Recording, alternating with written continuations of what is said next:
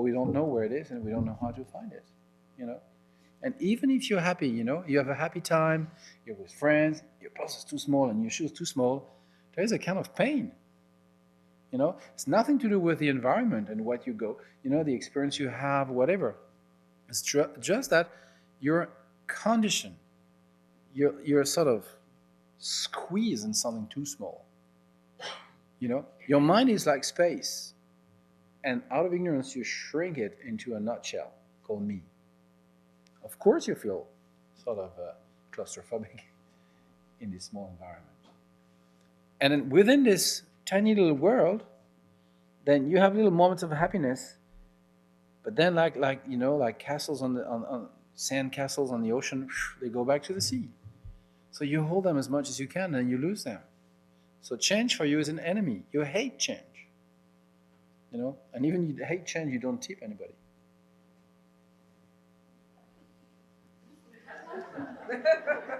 It's okay.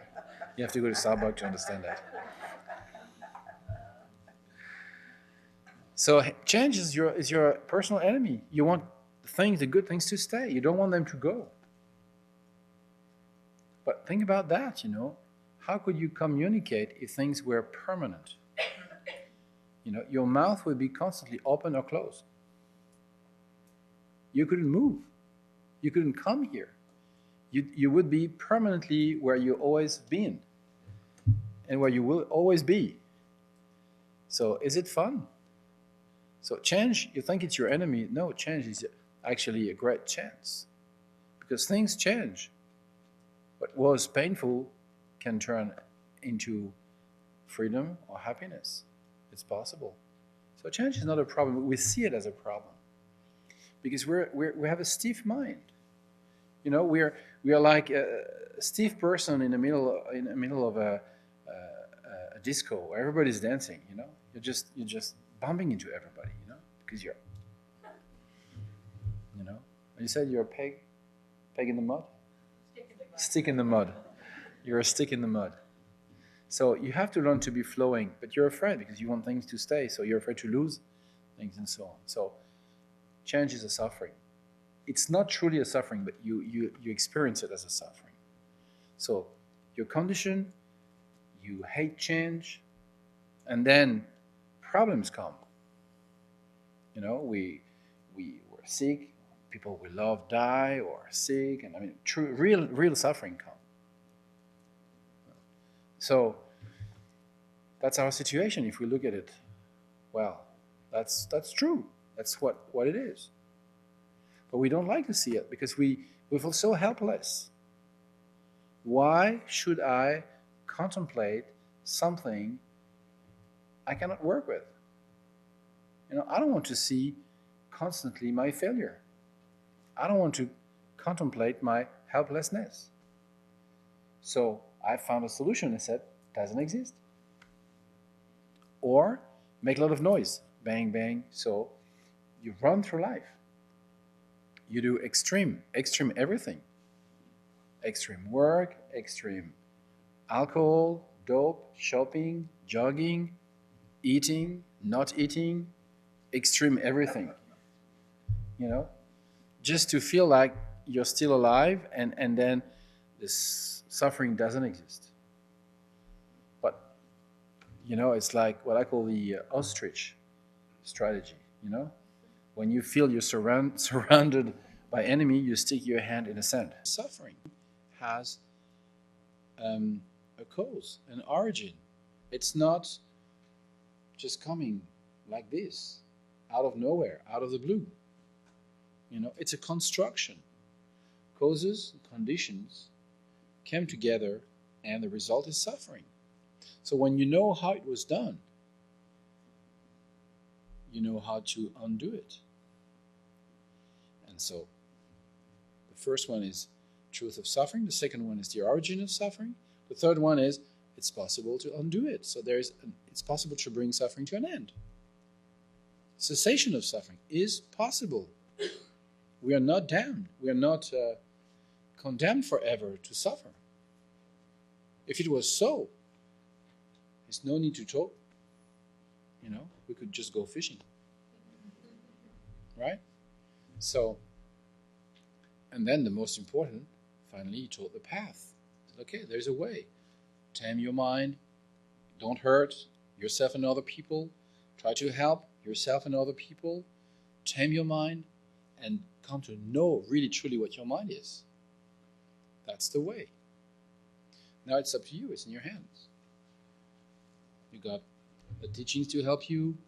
You got brothers and sisters who are elder on the path. They can help you. But in the end, you have to do it. Nobody's going to do it for you. It's your responsibility. It's your job. It's your mind. It's your freedom. So work. But to do that, to work on it, first, you have to want it. Nobody reached enlightenment against his or her will. That's a fact. I didn't want to be a Buddha. Now I'm a Buddha. This never happened. Never happened.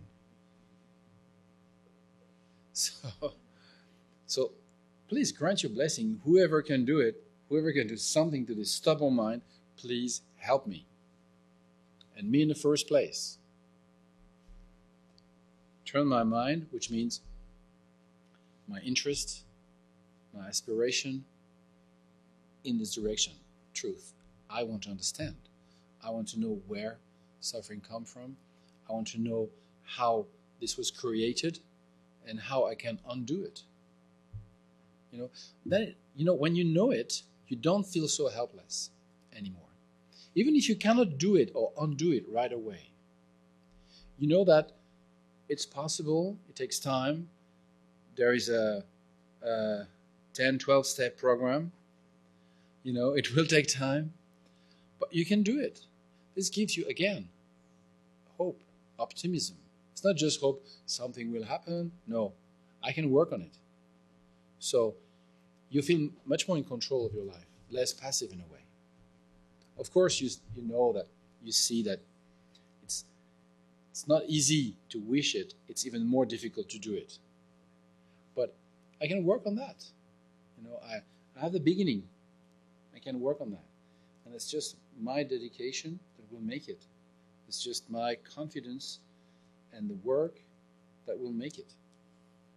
So you feel better altogether. You have the Buddha nature, and even if you ignore it, you know that you can discover it. Discover, uncover, disclose, open. The word for Buddha in Tibetan is actually very interesting. Buddha, it is Sanskrit. Bod, bodhipath, path of enlightenment, means awakening, literally. Awakened. In Tibetan, it's slightly different. In Tibetan, we said Sangje. Sang means to clarify, purify, dispel. Je means to flourish, bloom, develop. So the word Buddha in Tibetan actually shows the path. We have the Buddha nature. We need to sang, purify, or get rid of the veil, so that progressively the quality of mind will je, bloom, one after the other, like a flower, until full fruition, full discovery. So this is the word Buddha, in a way, describes the path and the fruit.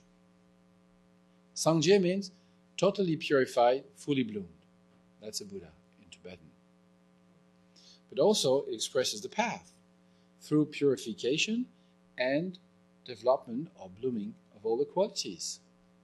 So path and fruit are sort of contained within the word Buddha in Tibetan language.